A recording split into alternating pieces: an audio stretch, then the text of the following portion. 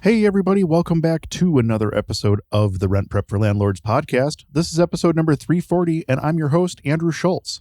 On today's episode, we're going to be talking about renting out a personal gym to tenants, paying contractors for unauthorized work, and tenants flushing their couch down the toilet. We'll get to all that right after this. Welcome to the Rent Prep for Landlords podcast. Now your host, Andrew Schultz. Before we jump into today's episode, don't forget to check out the Rent Prep for Landlords Facebook group. It's a great free resource for you to network with housing providers from around the country, and if you have a question or a situation that you've never dealt with, chances are someone in the group has been there before and can lend a helping hand. As of this recording, we're at 11,851 members, and we need your help in the push to 12,000. Check it out today over at facebook.com/groups/rentprep, and don't forget to mention the podcast when answering the question so that we know how you found us. One very unique aspect of 2020 is that more people than ever are trying to find ways to get in shape or stay in shape that don't involve going to the gym. And in a lot of instances, that means building a gym at your own home. Would you ever consider renting your gym to the tenant that you have living on the other side of your duplex? That's exactly the situation that one investor finds themselves in. Let's jump right in here. Water cooler wisdom. Expert advice from real estate pros.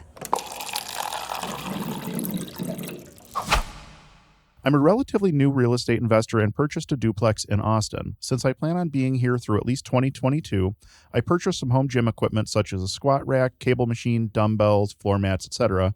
that my girlfriend and I use for our workouts. The tenant asked if they could set up a gym for their own use, and I told them that it would be fine. Now the tenant has recently asked if they could rent the gym from my garage so as not to purchase their own equipment. I'm wondering a few things. 1, is this something I should allow? 2, should I update the lease? And 3, what are the potential liabilities? So I think my biggest concern about this on a surface level, like right off the bat, is obviously going to be the liability. You're essentially operating a second business by renting out this gym, if you will, whether it's a home gym or not. You're essentially giving someone access to a fitness facility as part of their rental. And if you're not insured for such a thing, that could really turn into a huge headache in the event that somebody gets hurt, a piece of equipment breaks and someone gets hurt as a result of that, something along those lines. There's a lot of liability, in my eyes at least, when I look at a situation like this. You're definitely going to want to talk to your insurance broker about this and see what your liability would be. There might be some sort of a rider that you can attach to your insurance policy for a quote-unquote fitness facility, if you will, or whatever. But you would definitely want to start by talking to your insurance broker and see exactly what they consider the liability to be. And that would probably be my first step in this whole thing, because that would basically be the way that I plot the course for the entire rest of this. So assuming your insurance company says, yeah, this is not that big of a liability, or you can add a liability extension onto your policy or something along those lines, if that's the route that you want to go, we're going to assume that you've decided to move forward with this. So assuming that you're planning on moving forward with this, there's definitely some considerations that you need to take into account when it comes to your lease, as well as your move-in procedure and things of that nature. You're going to need to, in some capacity, put access to the fitness facility, if you will, into the tenant's lease. This is something that I think is probably best handled by an attorney, since you're writing a brand new lease clause. This is not something that I would try to hand pen myself. There's just too much risk there. If you forget something, you could be leaving yourself open to even greater liability or something along those lines. So this might be one where you want to talk to an attorney and actually get some assistance in generating that new lease terminology. The other thing I would do is make sure that it's noted on the move-in form to include the condition of the weight room equipment, as well as getting a set of excellent photos of the equipment so that you can show what the condition of it is. That being said, obviously, there is more than one person using this equipment, so you have to be a little bit more thoughtful when it comes to things like wear and tear and who caused damage and situations such as that. In that same thread, you have to take into account the cleaning, the maintenance, and the upkeep of the equipment as well. So, I mean, obviously, I'm recording this on November 27th, 2020. We are still in the middle of the global pandemic currently. So that's something that needs to be taken into account as well if you were going to do something such as this. For instance, in the Buffalo market right now, all of our gyms are currently closed. There's no public gyms that are available right now to go into. And if you're doing this and you're offering this and keeping it as part of the rental, do you now have to take into account the equipment has to be cleaned every so often or sanitized or whatever? There's a lot of question marks here that would probably lead me to not be a super big proponent of jumping into a situation such as this. You can always talk about something like a liability waiver or something along those lines, but again, you're going to need to speak to an attorney on something like that, because I'm not entirely certain that you can waive the liability of someone else using equipment that you're providing. So that's a question for an attorney for sure. There's a lot of question marks in this scenario. My recommendation would be not to proceed with something like this. If the tenant wants to set up their own gym in their own garage and buy their own equipment, that's one thing. But when you start leasing equipment out to somebody to use, you are starting to take on different liabilities and different aspects. Are you creating a totally separate business by adding a gym? No, you're adding an amenity for your tenants, realistically speaking. But how does the insurance company see it, and how would the attorney see it in the event that something went wrong? That's ultimately how you would probably look at a situation such as this and ultimately make that determination. For me personally, on a duplex property where it's me, in this instance, it would be the property owner and one other tenant, I'm not getting involved in that situation. That's too much risk for too little reward, in my opinion. If it was a larger facility, several units, a 25 unit building that has a fitness facility is a completely different scenario, because you're spreading that risk over a larger number of units. But with it being just one duplex, I personally wouldn't take that risk. I would not jump on that one. That would just be something that I would not want to do. So hopefully it works out for you. I'm interested to see the follow-up on this one, to see if they opt to go with the leasing the gym equipment, or if they opt to say, you know what, just set up your own gym, do your own thing. Obviously, I've made my opinion known. What would you guys do, though? I'm kind of interested to hear how you would handle a situation such as this. You can drop a message to us over at ownbuffalo.com. There is a contact form there where you can leave a comment for us, and we do check that stuff every day. So if you're interested, feel free to drop us a note. Feet on the Street. Real stories from real property managers.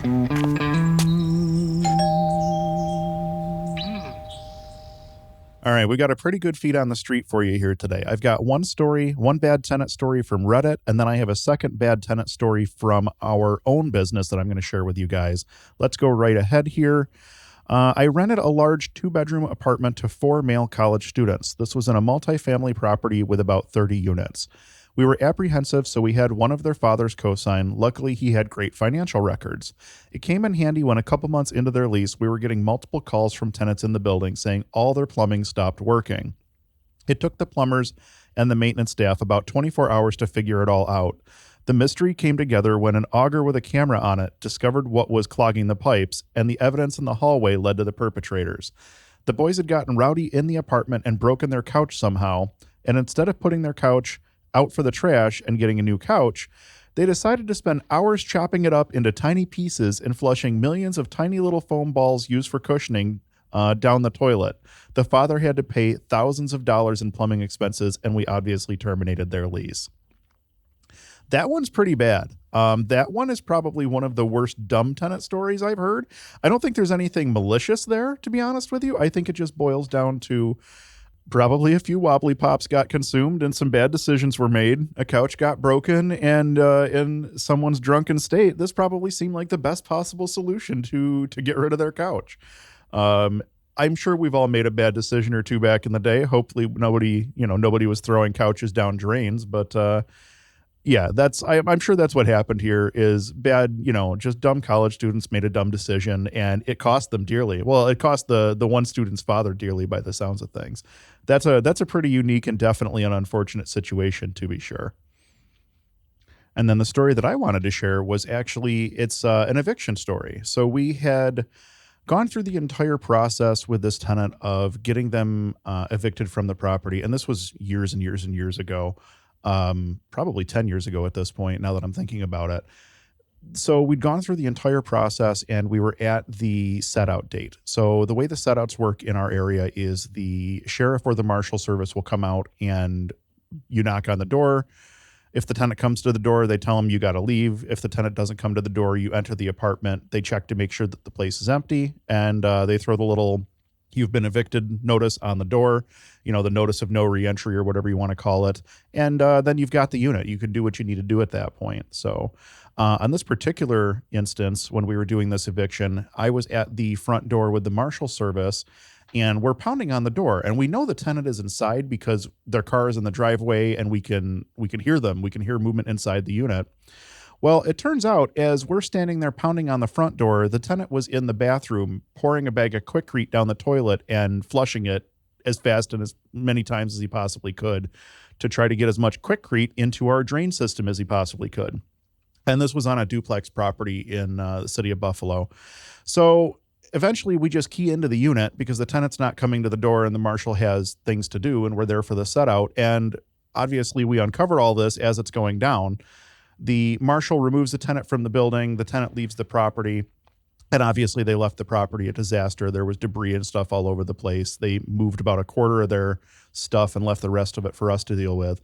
But the little plumbing issue that they decided to cause with the concrete going down the toilet, that ended up costing over $10,000 in repairs. And obviously, you can try to go back after the tenant and go to claim, actually it wouldn't even be small claims court. It would have to be civil court at that point because of the dollar value.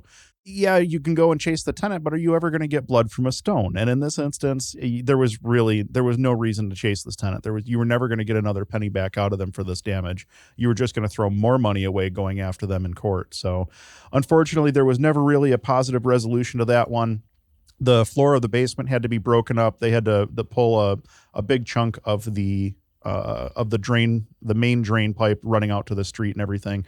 It was quite a costly endeavor, unfortunately. And it's one of those situations that, you get one bad tenant and that's the kind of thing that can happen. So that's why we talk about tenant screening as much as we do here on the podcast, because it's just such a critically important step in the entire landlording process that you don't want to take it for granted and you don't want to just skip over it. So take these stories that you hear on the podcast and learn from these mistakes, because it's way easier to learn from somebody else's mistake than to have to spend the money after you make your own mistake.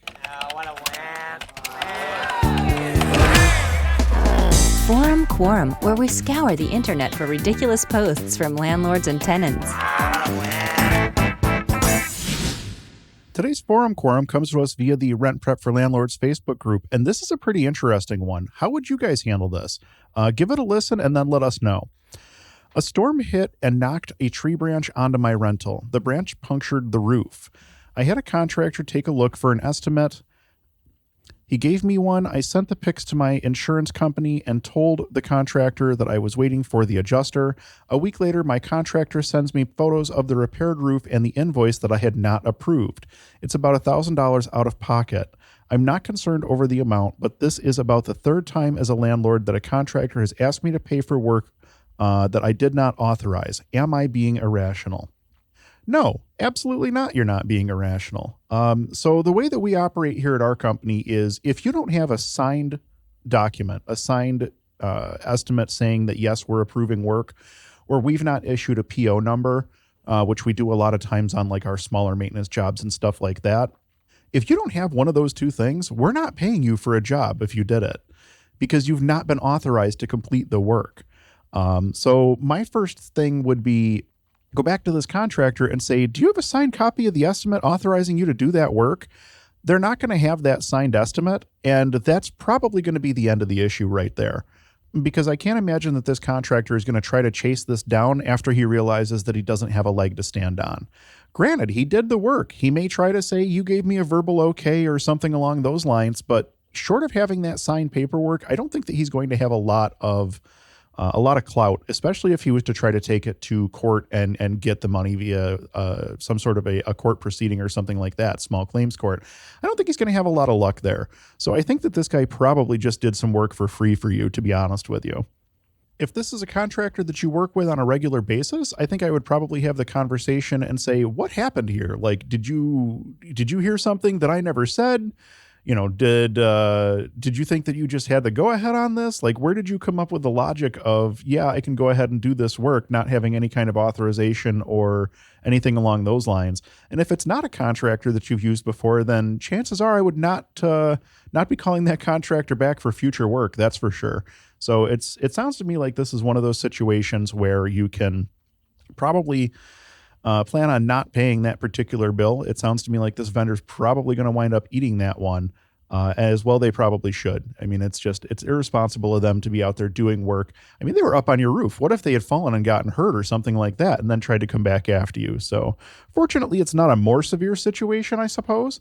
But I think that it definitely warrants having that conversation to find out exactly what happened here, where the miscommunication took place, and how you can prevent something like that from happening in the future. So much of this business does require good communication between parties that sometimes it makes sense to actually stop while you've got somebody in front of you while you're having this conversation to make sure that you're both on the same page in terms of what's authorized and what's not authorized, and then get it in writing. I prefer not to operate from a verbal agreement whenever possible, because verbal agreements can be forgotten, or revisionist history. Somebody thinks that you said something that you didn't say, or that you authorized something that you didn't authorize, which might be the case here. And it turns into a sticky situation very, very quickly. So for that reason, my recommendation is over communicate whenever possible, and then get it in writing to make sure that everybody is on the same page.